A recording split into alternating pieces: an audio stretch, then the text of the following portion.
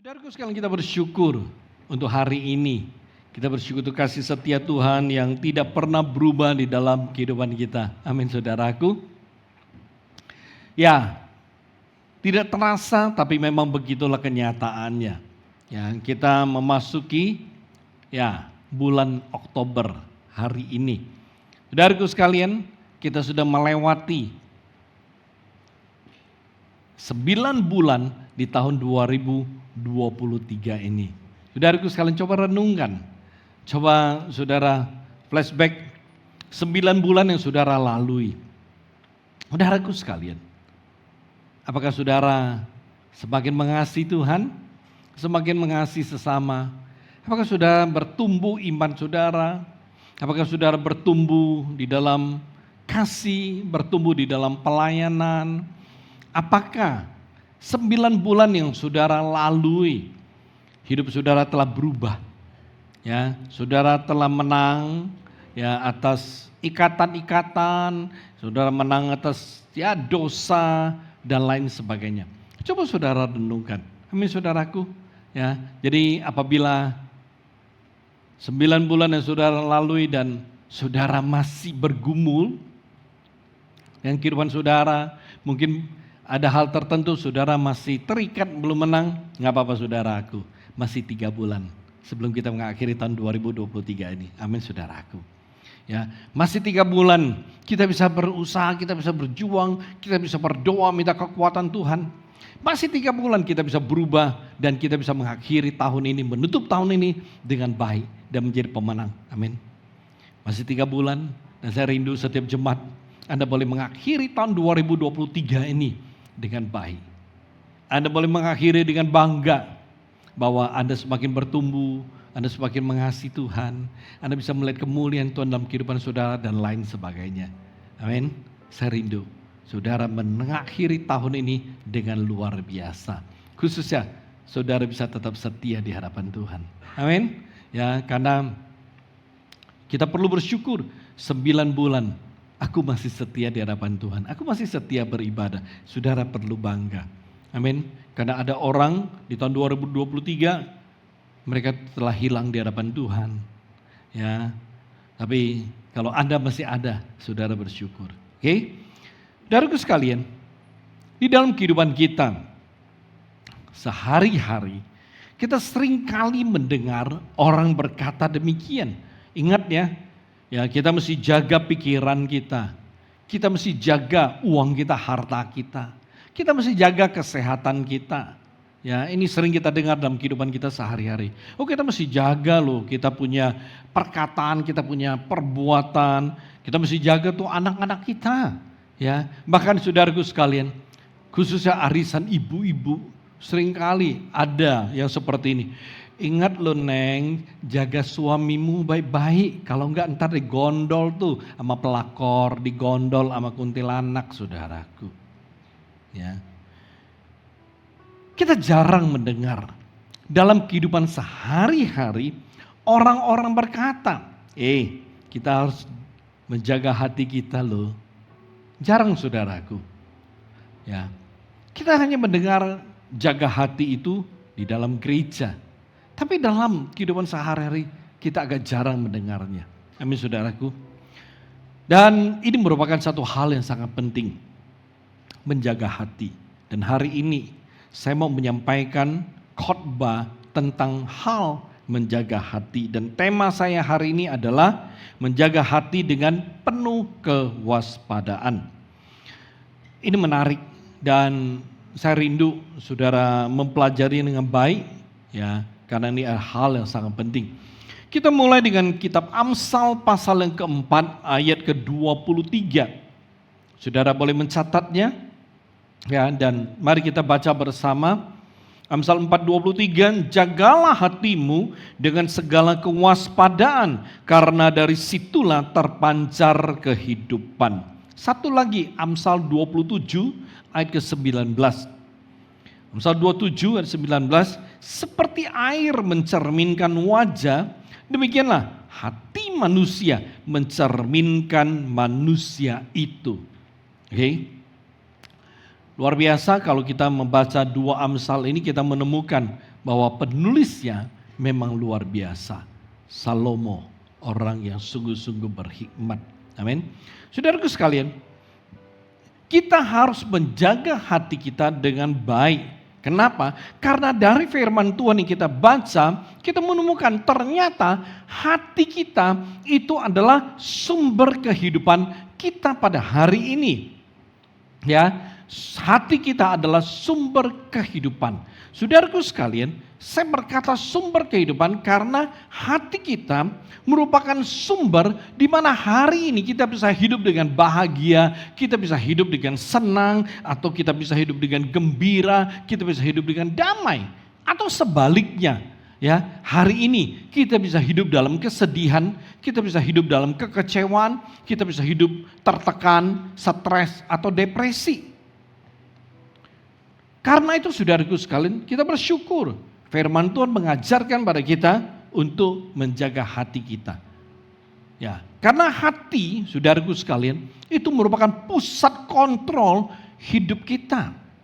Maksudnya adalah seseorang itu bisa jadi baik atau jahat, itu ditentukan oleh hatinya.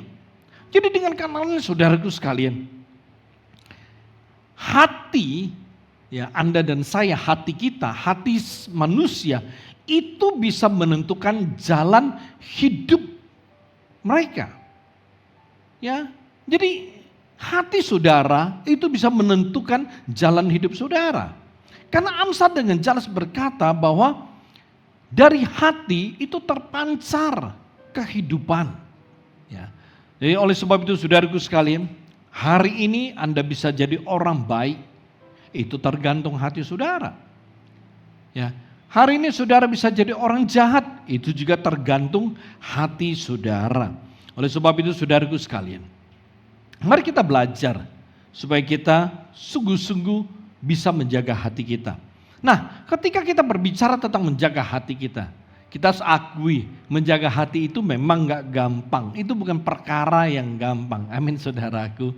Ya, tetapi firman Tuhan yang kita baca itu memberitahukan kepada kita bahwa ini hal yang sangat penting. Dan kita harus belajar untuk melakukannya. Tadi kita terima perjamuan kudus. Itu adalah kita memperingati tentang Yesus mati di atas kayu salib. Perhatikan saudaraku. Saat Yesus mati di atas kayu salib, darahnya itu mengucur keluar. Ya. Dan saat itulah pengudusan terjadi. Ya. Yesus mati di atas kayu salib agar kita punya hidup dikuduskan kembali sehingga kita layak di hadapan Tuhan. Kenapa? Karena Alkitab berkata Allah itu kudus. Oleh sebab itu kita harus kudus. Kalau memang kita mau hidup bersama dengan Allah, kalau memang kita ingin berada bersama dengan Allah, maka Dia kudus, maka kita harus kudus. Oleh sebab itu kita bersyukur, ya, karena Tuhan mau hidup bersama dengan kita, Dia menguduskan kita. Nah, saudaraku sekalian, termasuk hati saudara, itu juga Tuhan sudah bersihkan, itu juga Tuhan sudah kuduskan kembali. Dan Tuhan mau saudaraku, agar kita dapat menjaga dan memelihara hati kita dengan baik. Agar apa? Ya, agar terluput dari hal yang dapat merusakkannya. Saudaraku sekalian, banyak orang bisa menjaga mobil, motor, atau bisa menjaga rumahnya dengan baik. Ya, jadi mobil bisa terjaga dengan baik. Ya, rumah bisa terjaga dengan baik. Tapi saudaraku sekalian, banyak orang, ya, hatinya tidak terjaga dengan baik. Untuk itu saudaraku sekalian, saya rindu saudara menyadari untuk menjaga hati saudara dengan baik. Amin saudaraku. Tema kita sederhana, menjaga hati dengan penuh kewaspadaan. Dan saudaraku sekalian, saya mengajak saudara untuk belajar mengapa kita perlu menjaga hati kita. Mengapa ya saudara dan saya perlu menjaga hati kita. Ada beberapa hal dan saya akan mengajak saudara melihat satu hal, satu poin saja hari ini. Ya, minggu depan kita sambung poin yang kedua. Poin yang pertama, mengapa kita perlu menjaga hati kita? Karena hati yang tidak dijaga dengan baik akan terbuka untuk banyak hal yang bisa membuat marah atau bisa membuat kita marah, ya. Nah, kita lihat Mazmur 37 ayat ke-8. Firman Tuhan berkata seperti ini, berhentilah marah dan tinggalkanlah panas hati itu. Jangan marah, itu hanya membawa kepada kejahatan. Garis bawahi, marah bisa membawa kejahatan. Saudaraku sekalian, setiap orang itu bisa marah. Bahkan ada orang yang mudah marah. Wah, mungkin ada yang langsung berkata, amin. Ya, suami gua tuh memang begitu. Tapi dalam hati saudaraku, ada orang berkata, istriku memang pemarah. Tapi dalam hati saudaraku, betul sekali kata Boksu, memang gampang marah istriku. Tapi dalam hati saudara, ada juga anak, ya, dia hati berkata, wah, benar. Amin. Bokap gue gampang marah, sering marah. Saudaraku sekalian, ya nggak apa-apa. Ya, karena ini kenyataan setiap orang bisa marah. Ya, perhatikan saudaraku sekalian, kita perlu belajar untuk mengerti. Marah bisa menghasilkan kebencian serta menyebabkan sakit hati. Oleh sebab itu mengapa kita perlu menjaga hati kita. Ya, saudaraku sekalian, ketika kita berbicara mengenai kemarahan, saya rindu saudara menyadari bahwa rasa marah itu merupakan perilaku yang muncul sebagai respon dari adanya suatu perilaku lain yang mengganggu, menentang, dan menolak. Oke, jadi rasa marah itu merupakan perilaku yang muncul sebagai respon dari perilaku yang lain yang mengganggu, yang menentang, dan yang menolak. Saya berikan contoh saudaraku, ya. Contoh, ada orang, ya, yang mengganggu kesenangan atau kesenangannya terganggu, itu akan buat dia marah. Contoh saudaraku, Anda sedang nonton TV, ya, nonton film gitu loh di TV. Dan itu film lagi seru-serunya, udah menjelang akhir nih, ya, ujung-ujungnya gitu, lagi seru-seru. Tiba-tiba, ya bisa aja contoh mungkin, ya istri kita lagi berdiri di depan TV dan lagi ngomong sama kita.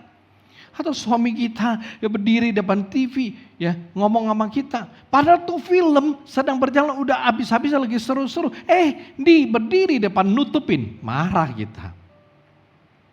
Atau ya anak kita nggak sengaja berdiri depan TV, kita lagi nonton seru-serunya, dia nutupin tuh TV, marah. Itu buat marah. Amin saudaraku.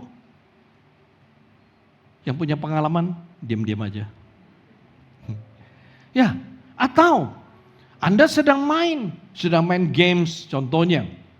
Saudaraku sekalian, ada anak lagi main games, lagi seru-seru, khususnya online. Online itu nggak bisa di-pause saudaraku. Lagi main online, tiba-tiba maknya atau bapaknya manggil, ya dia nggak jawab.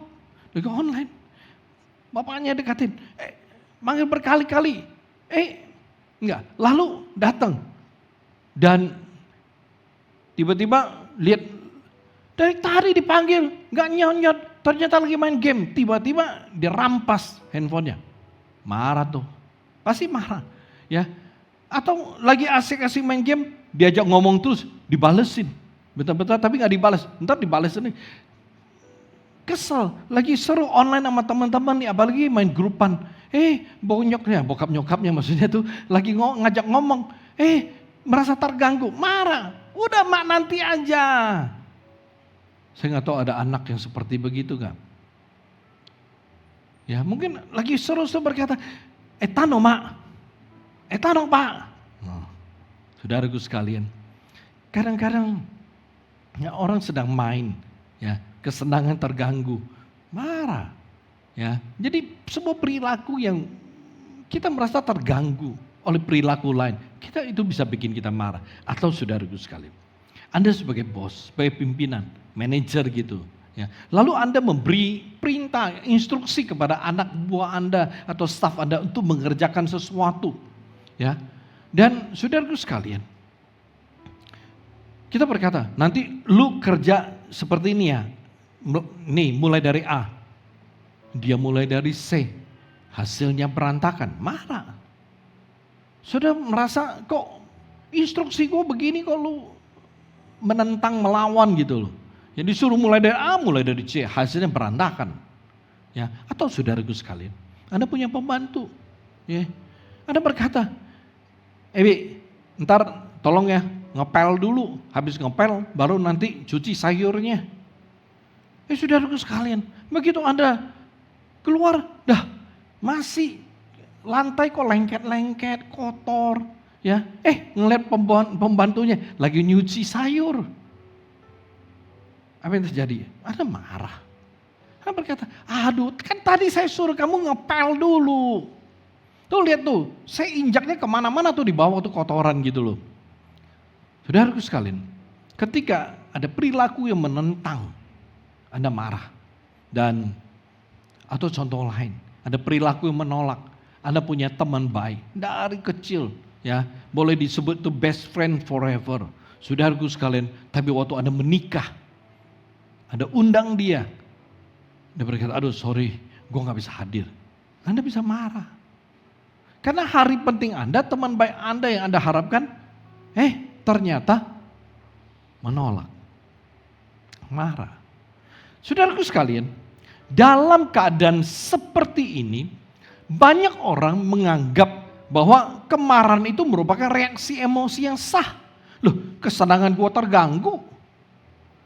Lu ngelawan, menentang instruksi saya, atau kamu menolak saya, merasa tertolak. Jadi marah dan Anda menganggap itu reaksi emosi yang sah. Walaupun ketika kemarahan tersebut itu meluap, dikeluarkan, suasana bisa rusak, hubungan bisa juga rusak. Tapi saudaraku sekalian, banyak orang tetap tidak mengendalikan kemarahannya dan tetap marah. Saudaraku sekalian, menurut Encyclopedia of Psychology yang dikeluarkan oleh Oxford University Press, saudaraku sekalian, mereka berkata seperti ini. Meskipun sebagian besar ya pelaku mengatakan rasa marah mereka timbul karena sesuatu yang tidak nyaman yang terjadi pada mereka. Oke, perhatikan. Ya, seseorang itu marah karena ada sebuah hal yang tidak nyaman yang terjadi dengan mereka. Itu ahli psikologi kemudian menunjukkan satu fakta yang lebih berbahaya. Dia berkata seperti ini, bahwa orang yang marah cenderung akan melakukan kesalahan. Ya, karena kemarahan menyebabkan kehilangan pengendalian diri dan penilaian objektif. Jadi kalau orang marah, seringkali dia nggak bisa kendalikan dirinya. Bukan saja itu, orang kalau lagi marah tidak bisa menilai sesuatu dengan objektif. Nggak bisa, pokoknya marah aja, semua keluar. Ya, dari perbendaharaan yang paling dalam keluar semua. Dia nggak tahu yang dikeluarkan, kata-kata yang dikeluarkan itu menyakiti, melukai, ya pokoknya nggak tahu, nggak peduli, ya reaksinya itu melukai, sikapnya, perilakunya melukai, nggak peduli. Kenapa? Karena memang ketika kemarahan itu tidak dikendalikan, dia akan lost control.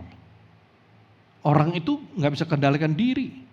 Ya, buang ini, lempar ini, kadang nggak bisa kendalikan diri dan tidak objektif. Dia nggak bisa berpikir dengan jernih. Ya, siapa orang yang ngamuk bisa berpikiran dengan jernih? Siapa yang punya pengalaman? Udah ngamuk nih, ngamuk besar. Kemudian Anda masih tenang-tenang, udah ngamuk masih bisa berpikiran benar? Nggak bisa. Ya, nggak bisa. Nggak percaya, tes aja. Jangan dites.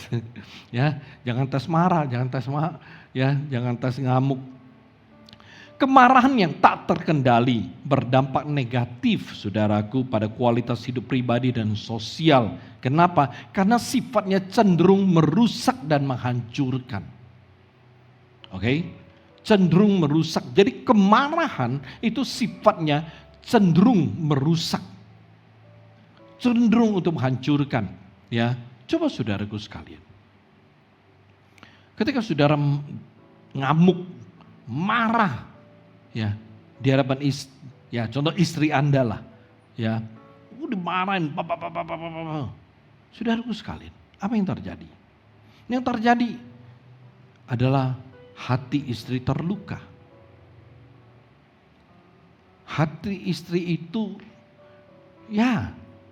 itu hubungan menjadi rusak. Hubungan itu menjadi hancur. Kebahagiaan itu menjadi rusak. Kesenangan itu menjadi, kegembiraan itu menjadi hancur. Kenapa? Karena sifat dari kemarahan itu merusak. Sifatnya cenderung untuk menghancurkan. Oleh sebab itu saudaraku sekalian, saudara perlu memperhatikan reaksi dan ekspresi kemarahan. Bukan apa penyebab kemarahan tersebut. Saudaraku sekalian, banyak orang seringkali fokusnya salah. Gara-gara si A, gara-gara si B, gara-gara dia, gara-gara itu saya jadi marah. Saudaraku sekalian, perhatikan. Yang saudara perlu perhatikan bukan apa penyebab dari hal yang membuat saudara marah. Tapi bagaimana reaksi dan ekspresi saudara ketika saudara marah. Itu yang saudara mesti perhatikan. Kenapa? Karena ketika seseorang itu marah dan dia tidak bisa mengendalikan kemarahannya, maka itu bahayanya. Reaksi kemarahan, ekspresi kemarahan itulah yang berbahaya. Kenapa? Itulah yang merusak, itulah yang menghancurkan.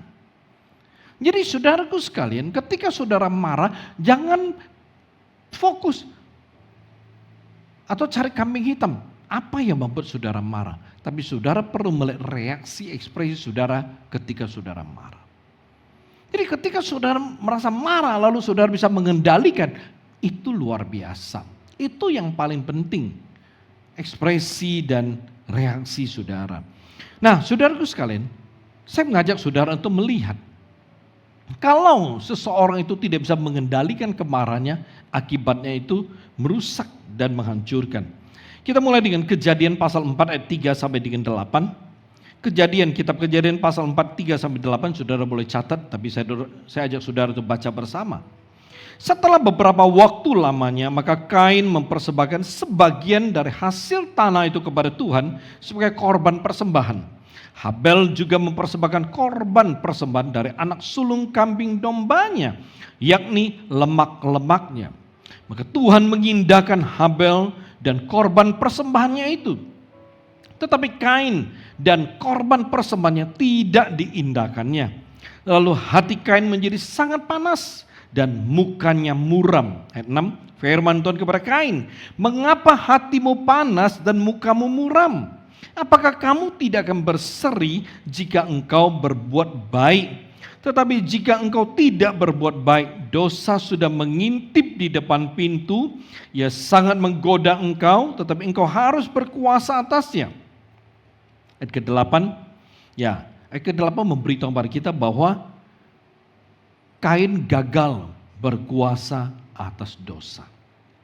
Kata Kain kepada Habel adiknya, marilah kita ke padang. Ketika mereka ada di padang, tiba-tiba Kain memukul Habel adiknya lalu membunuh dia.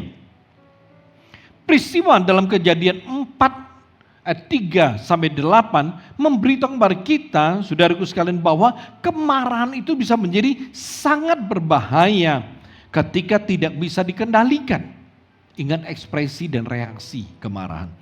Kisah Kain Habel di atas itu memberikan contoh gambaran mengenai kemarahan yang tak terkendali, saudaraku. Ya, satu kemarahan yang tidak terkendali dengan baik.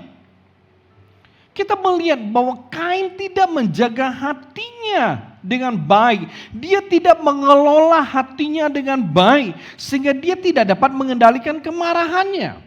Ya, lalu dia membunuh saudara kandungnya sendiri. Itu pembunuhan pertama di dalam Alkitab. Perhatikan ayat 5b itu firman berkata, lalu hati Kain menjadi sangat panas dan mukanya muram. Menarik. Ya. hatinya menjadi sangat panas. Di sini Kain tidak mengelola hatinya dengan baik. Artinya dia terus membiarkan hatinya panas. Dia terus membiarkan kemarahan itu menguasai dia. Kalau dia menjaga hatinya, kalau dia mengelola hatinya dengan baik, dia tidak membiarkan itu kemarahan terus menguasai hatinya, ceritanya beda. Tapi karena dia tidak menjaga hatinya, dia membiarkan hatinya tetap marah terus marah, maka itu kemarahan pelan tapi pasti kemudian menjadi lepas kendali, tak terkendali. Dan akhirnya dia melakukan pembunuhan. Contoh yang lain. 1 Samuel pasal 18 ayat 7 sampai 8.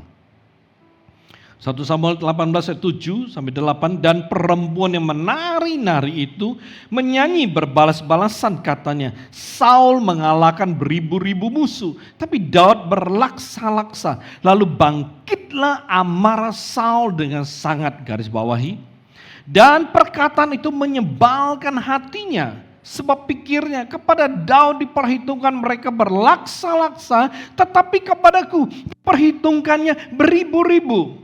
Cemburu dia. Akhir-akhirnya jabatan raja itu pun jatuh kepadanya. Perhatikan saudaraku, ayat ini kembali memberitahu kepada kita bahwa Saul menjadi marah karena Daud dipuji melebihi dia. Oke? Ya, ini sesuatu yang masuk dalam hatinya. Kemarahan Saul itu kemudian menghasilkan kebencian, ya, atas Daud. Dan ketika Saul tidak menjaga hatinya dengan baik, ketika dia tidak mengelola hatinya dengan baik, dia kemudian menjadi tidak bisa mengendalikan dia punya kemarahan. Ya. Dan ketika kemarahannya terus dibiarkan bertumbuh, maka timbul niat jahat. Dia timbul kebencian, dia timbul sakit hati, ya. Karena dia tidak mengelola hati dengan baik. Dia timbul sakit hati. Dan saudaraku sekalian, apa yang terjadi? Ketika kemarahannya lepas kendali, timbul niat untuk membunuh Daud. Dan dia melakukan pencobaan 2 kali. Lalu Daud sadar, ini Saul mau bunuh gue nih. Kabur dia, saudaraku. Ya, kabur, dia lari, dia melarikan diri dari hadapan Saul. Kenapa? Susah hidup sama orang yang nggak bisa kendalikan emosinya. Oleh sebab itu bapak-bapak, ibu-ibu, belajar kendalikan emosi. Nanti bukan Daud yang lari, istri yang lari, atau suami yang lari. Ya. Mari, perhatikan, kita belajar untuk mengelola hati kita. Saya berikan contoh yang lain, saudaraku. Esther pasal 3, ayat 5 sampai 6.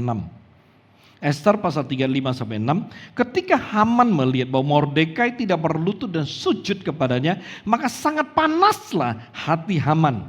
Tetapi ia menganggap dirinya terlalu hina untuk membunuh hanya Mordekai saja. Karena orang yang telah memberitahukan kepadanya kebangsaan Mordekai. Jadi Haman mencari ikhtiar atau usaha memunahkan semua orang Yahudi, yakni bangsa Mordekai itu di seluruh kerajaan Ahasiweros. Saudaraku sekalian, Haman melakukan satu hal yang kemudian membuat Ahasiweros, Raja Ahasiweros senang. Lalu dia mengangkat Haman, ya, kasih dia pangkat, kasih dia kedudukan yang melebihi para pembesar yang lain. Ya, sehingga dia menjadi orang yang sangat penting, punya kuasa yang besar, ya, dan semua orang di kerajaan itu berlutut menghormati dia. Tetapi hanya satu orang, Mordekai, orang Yahudi, ya, dia ini pamannya Esther, ya, nggak berlutut. Saudaraku sekalian, ketika orang-orang kasih tahu Haman, itu gosip, ya, dan bukan hanya sekarang, dulu juga, ya, karena Mordekai itu nggak mau berlutut, hanya jadi viral beritanya, saudaraku. Karena viral sampai bukan di telinga polisi, tapi di telinga Haman, saudaraku. Ya, begitu Haman dengar, dia pengen bukti dan dia lihat benar. Ya, di hadapan dia Mordekai nggak mau berlutut, marah dia saudaraku. Marah. Tapi marahnya pejabat itu berbeda saudaraku. Ya, kalau Haman lebih bergengsi, ya, dia nggak mau, ya, bunuh Mordekai. Karena dia, saudaraku sekalian, tidak menjaga hatinya dengan baik. Dia tidak mengelola hati yang baik. Dia kemudian membiarkan kekesalan, kemarahan, ya, dan kemudian menghasilkan kebencian dan sakit hati, saudaraku sekalian. Dan ketika itu terus bertumbuh dan akhirnya dia tidak bisa mengendalikannya, maka timbul satu niat yang sangat jahat. Dia bukan mau membunuh satu orang, bukan seperti Saul mau bunuh Daud satu orang, tapi yang dia mau bunuh satu bangsa, saudaraku. Haman berencana untuk memusnahkan semua orang Yahudi yang berada di dalam kerajaan Ahasiweros. Itu luar biasa. Saudaraku sekalian, oleh sebab itu perhatikan, apabila kemarahan seseorang itu tidak dikendalikan dengan baik, ketika seseorang tidak menjaga hatinya dengan baik, dia tidak mengelola hatinya dengan baik, yaitu ya apakah ini kemarahan boleh terus dibiarkan hidup tinggal di dalam hati, ini kemarahan itu boleh dibiarkan terus ya berkobar-kobar, ya bahasa Arab bilang tankikun, tem-tem kikun. Ya, saudaraku sekalian, tidak dijaga dengan baik itu hati, dan begitu lepas kendali, perhatikan, sifatnya cenderung merusak dan menghancurkan. Kain, dia tidak kendalikan kemarahannya, apa yang terjadi? Dia bunuh Habel. Saul, dia tidak mengelola hatinya dengan baik. Dia tidak mengendalikan kemarahannya dengan baik. Akhirnya dia mau bunuh Daud.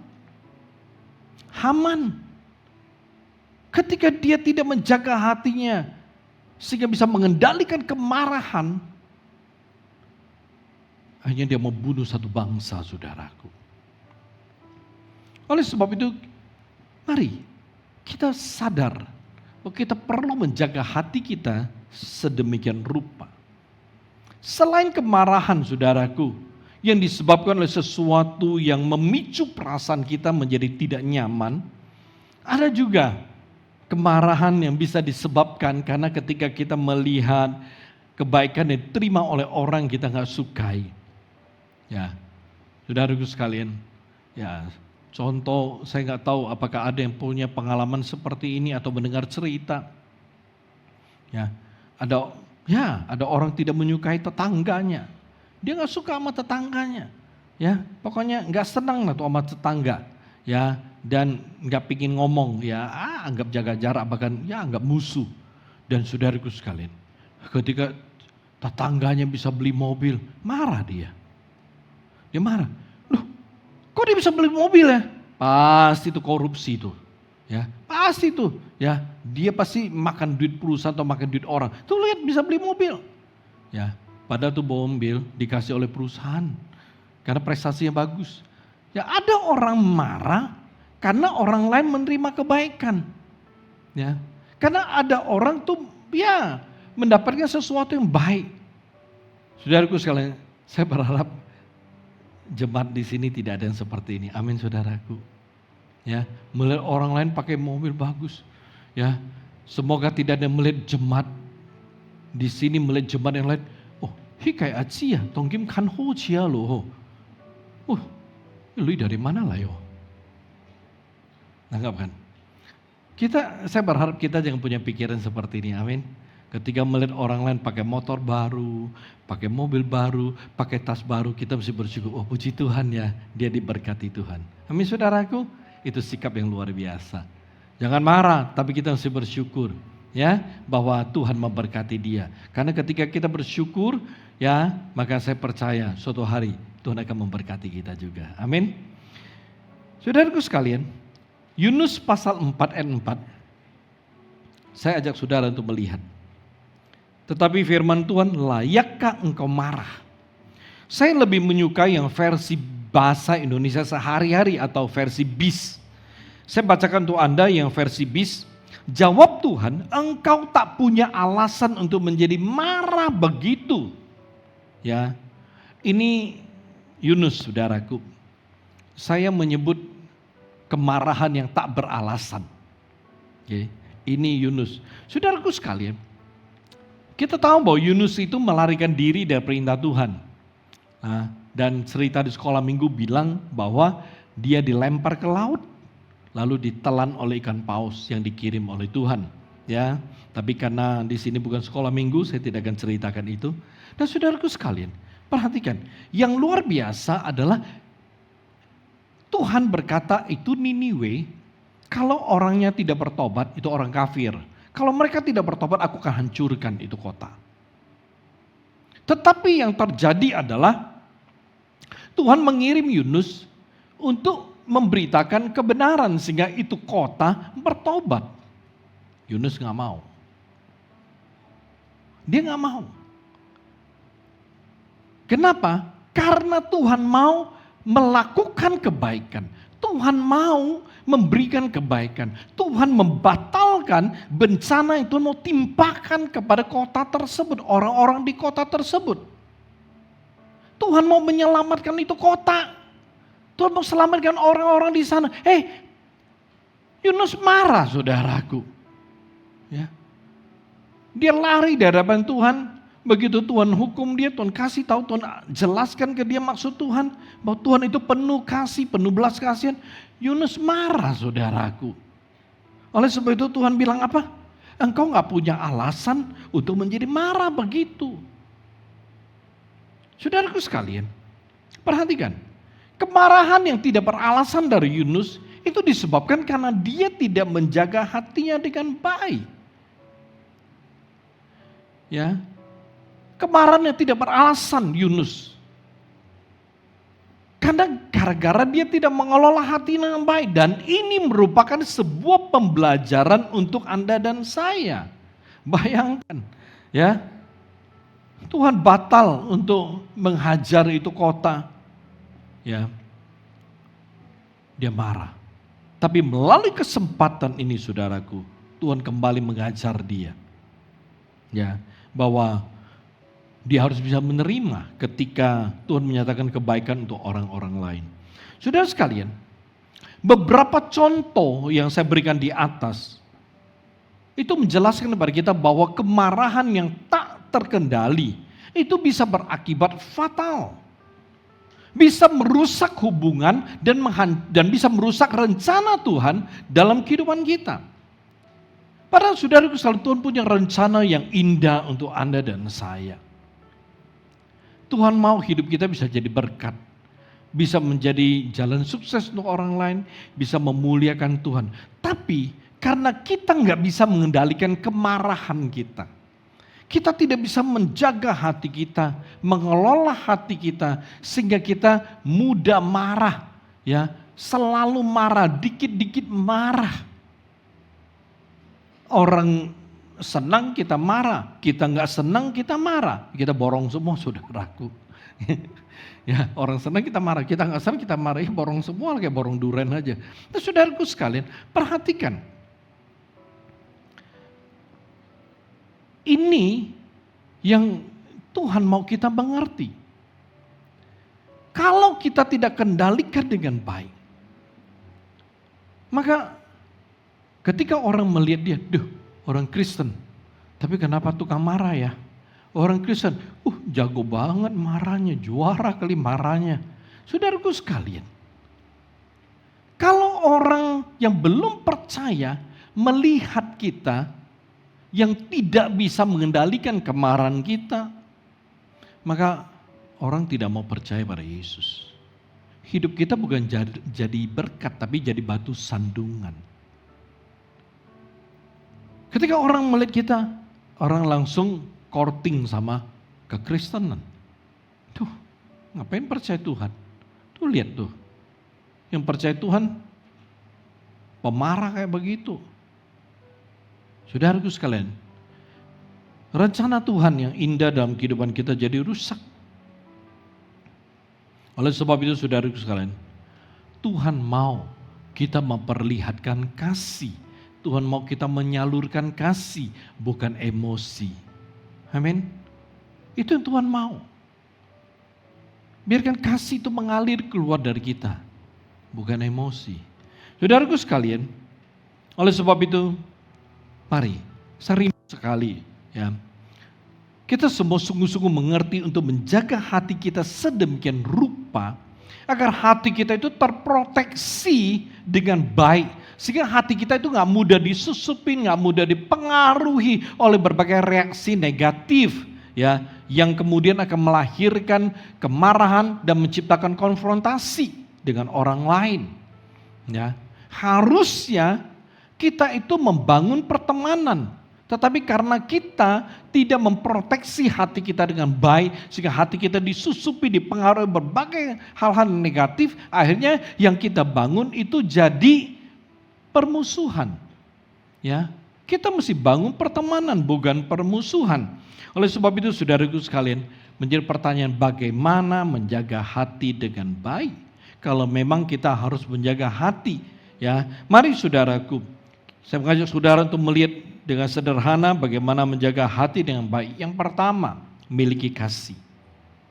Kalau saudara mau menjaga hati saudara dengan baik, maka saudara mesti memiliki kasih. Ya, 1 Korintus pasal 13 ayat 4 sampai 7 saudara baca sendiri aja. Ya, di sana saudara akan mengerti apa yang maksud dengan kasih.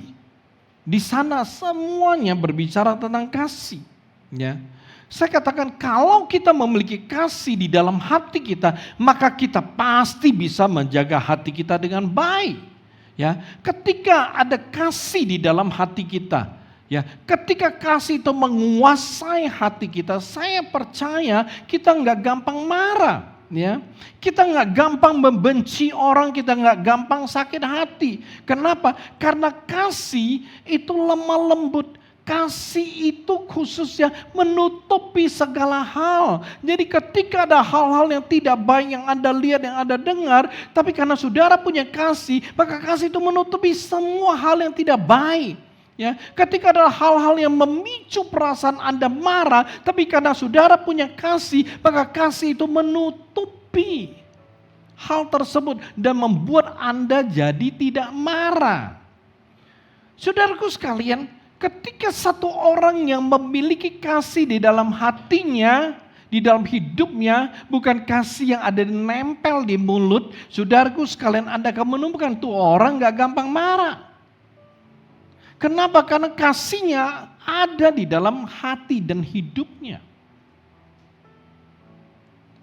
Oleh sebab itu miliki kasih. Ya, karena saya percaya ketika saudara punya kasih dalam hati saudara, maka kasih itu akan membantu saudara menjaga hati saudara, mengelola hati saudara dengan sangat amat baik.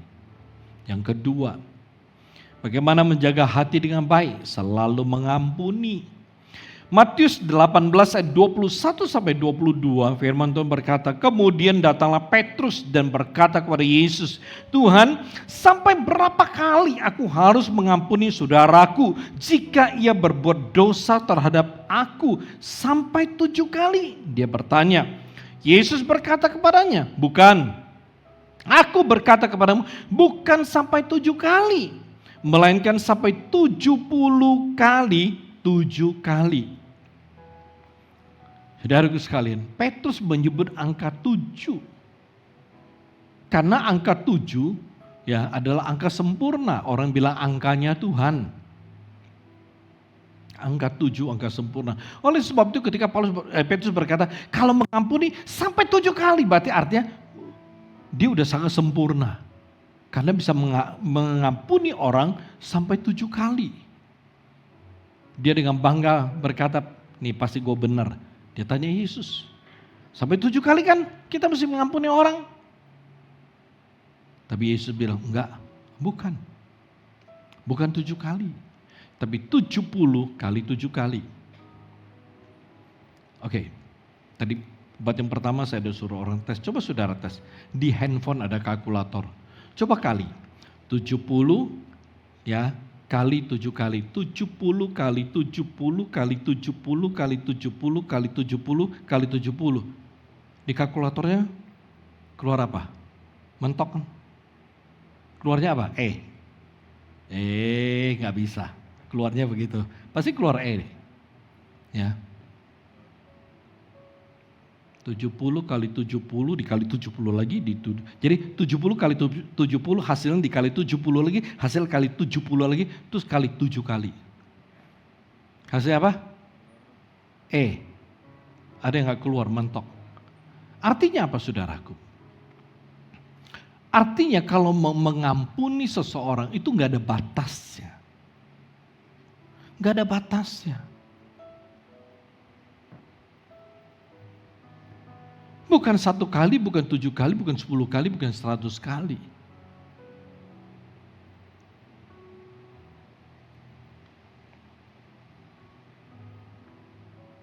Mungkin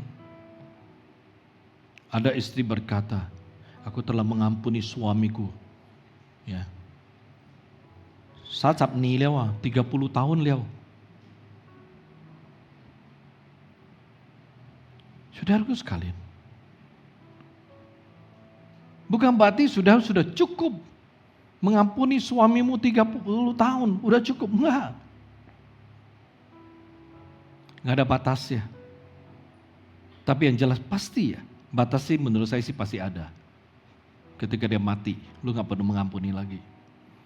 Jadi kalau ada istri yang gak tahan sama suami dan tidak mau mengampuni dia, doakan dia saudaraku. Doakan dia. Pasti nih istri pikiran doakan dia mati. Bukan, doakan dia bertobat. Jadi kalau dia berubah bertobat kan gak perlu mengampuni lagi. Nih pasti pikiran doakan dia pulang ke rumah Bapa di sorga. Salah saudaraku. Gitulah, jangan terlalu cepat menilai. Oke, kita kembali saudaraku. Jadi saat kita senantiasa mengampuni, maka itu artinya kita menjaga hati kita dengan baik. Ya. Kalau kita selalu mengampuni, maka kita mengelola hati kita dengan baik. Kenapa? Karena kita selalu melepaskan pengampunan. Ketika kita selalu melepaskan pengampunan, maka kita tidak menyimpan kesalahan orang di dalam hati dan hidup kita. Selama saudara tidak melepaskan pengampunan, maka saudara terus menerus nyetok saudaraku. Ya, nyetok kesalahan orang di dalam hati dan hidup saudara. Lama-lama saudara capek. Karena yang disimpan tuh kesalahan orang. Ya, pokoknya semua. Ya saudara tidak pernah melepaskan pengampunan, ini jelas. Saudara nyetok terus, nyimpan terus. Ya, semua yang buat saudara jadi marah. Semua yang buat saudara jadi benci. Semua yang buat saudara jadi sakit hati. Jadi gak heran hidup saudara ya kayak begitu. Gak bahagia, gak gembira, gak senang, gak bisa bebas. Oke? Mari saudaraku sekalian, kalau saudara mau menjaga hati saudara dengan baik, selalu mengampuni. Yang ketiga, miliki filter saudaraku. Miliki filter. Ya artinya, ya saudara harus mengerti apa yang boleh diisi dalam hati saudara dan apa yang tidak boleh dimasukin dalam hati saudara. Jadi kalau kita menjaga hati kita dengan baik, maka kita harus menyaring ya apa yang dilihat, apa yang didengar yang boleh kita simpan di dalam hati kita. Ya. Itu penting.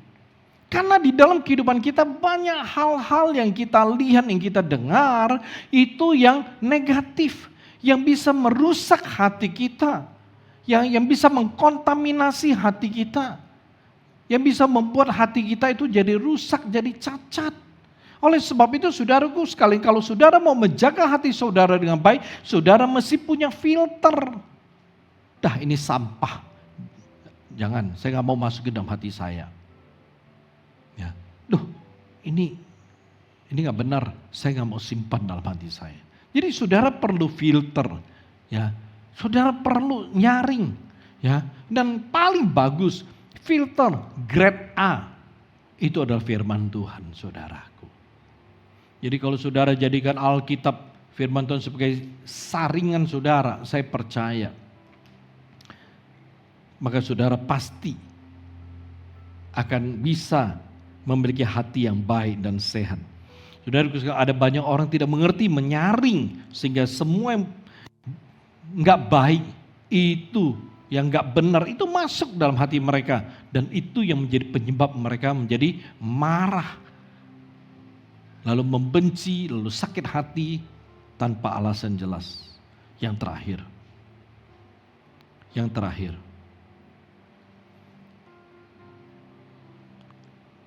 membiarkan Tuhan menguasai hati kita. Saudaraku sekalian, cara terakhir menjaga hati kita dengan baik itu adalah dengan membiarkan Tuhan berotoritas penuh. Membiarkan Tuhan bertata di dalam hati kita. Saya percaya saudaraku, saat Tuhan menguasai hati kita, maka hal-hal yang baik, ya seperti kasih, perhatian, pengampunan, belas kasihan, dan lain semuanya, itu akan berada di dalam hati dan hidup kita. Dan itu akan mengalir keluar. Coba saudara, seandainya hati saudara itu dikuasai oleh duniawi, oleh hal kedagingan, maka saya percaya saudaraku, hidup saudara akan penuh dengan perkara-perkara duniawi, penuh dengan hal kedagingan.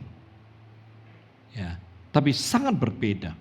Apabila hati saudara dikuasai oleh Tuhan, maka apa yang ada di dalam saudara itu isinya hal-hal yang baik, itu isinya hal yang benar. Kalau dari dalam dan di dalam saudara itu isinya yang baik, isinya yang benar, maka yang keluar melalui diri hidup saudara itu juga hal-hal yang baik dan benar. Injil Matius 12 ayat 34-35 ayat yang terakhir. Ya. Hai kamu keturunan ular beludak, bagaimanakah kamu dapat mengucapkan hal-hal yang baik, sedangkan kamu sendiri jahat? Karena yang diucapkan mulut meluap dari hati. Orang yang baik mengeluarkan hal-hal yang baik dari perbendaharanya yang baik, dan orang yang jahat mengeluarkan hal yang jahat dari perbendaharanya yang jahat. Jadi apabila hati saudara dikuasai oleh Tuhan, dikuasai hal-hal yang baik, isinya hal yang baik, yang keluar dari mulut saudara itu pasti hal yang baik. Yang keluar dari hidup saudara, perilaku, perbuatan saudara pasti hal-hal yang baik. Kenapa? Karena dalamnya baik. Amin saudaraku. Ya. Karena Amsal yang kita baca tadi saudaraku, Amsal 27 ayat 19 dikatakan apa? Seperti air mencerminkan wajah, demikianlah hati manusia itu mencerminkan manusia tersebut. Jadi kalau hatimu isinya baik, maka engkau tuh orang yang baik. Karena hati mencerminkan manusia. Amin saudaraku. Mari kita belajar hari ini menjaga hati kita dengan baik, agar kita punya hidup ada kesaksian yang baik dan bisa memuliakan Tuhan. Amin. Karena kalau hati kita tidak dijaga dengan baik, maka hati kita akan jadi mudah marah, mudah membenci, dan mudah sakit hati.